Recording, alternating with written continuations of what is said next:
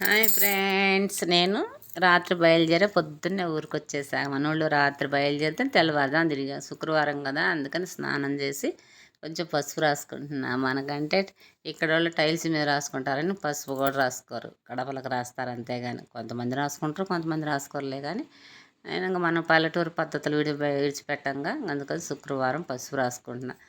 పొద్దున్నే 6 గంటలకే రైలు గడికి నా పెద్ద మనడు వాళ్ళ నాన్న ఇద్దరు వచ్చినారు నా కోసం. వచ్చి నన్ను తీసుకొని వచ్చినారు. మా పెద్ద మనవడైతే ఇంకా అమ్మమ్మ అనుకుంటే పొద్దున్నే వచ్చాడు. ఇంక పిల్లల్ని చూద్దామని నేను కూడా ఊరికి బయలుదేరి వచ్చాను. ఇంక మళ్ళీ మా పెద్ద బర్రె ఇంతే రావాలి కదా, అది ఎవరికి ఇవ్వదు కాబట్టి పాలు. ఇంక ఈ లోపలనే పనులు కూడా స్టార్ట్ అవుతాయి కదా, మిరప తోటల పని అని చూసి వెళ్దామని వచ్చా. పిల్లలు స్కూల్కి వెళ్తారు మళ్ళీ, ఇంకా ఈ 2 రోజులు ఉండిపోదాంలే అని వచ్చా. పెద్ద మనవాడు పొద్దున్నే పాపం ఊరికి వచ్చాడు. మళ్ళీ స్కూల్లో వదిలిపెట్టేసి వచ్చినాం. తర్వాత మా అమ్మాయి పసుపు రాసుకోవడం అయిపోయిన, పూజ చేయడం అయిపోయిన, పూరీలు చేసింది. పూరీలు చూడండి ఎంత బాగా వంగినాయో.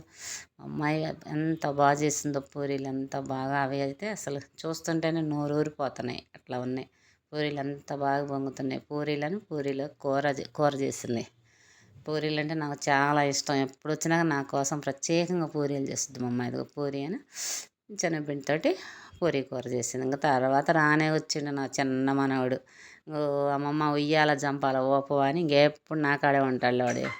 ఉయ్యాల జంపాల ఓపో అమ్మమ్మ అనుకుంటూ వచ్చిండు. ఉయ్యాల జంపాల ఊపుకుంటా వాడిని ఆటలాడుకుంటా ఉన్నా.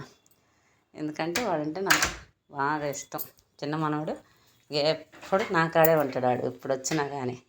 అందుకని వాడే ఇంకొచ్చి నాతోటి ఆట ఆడుకుంటా ఉంటాడు. వీడు 10ంటికి వెళ్తాడు స్కూల్, 9ంటికి వెళ్ళాడు స్కూల్కి, 10ంటికి వెళ్తాడు.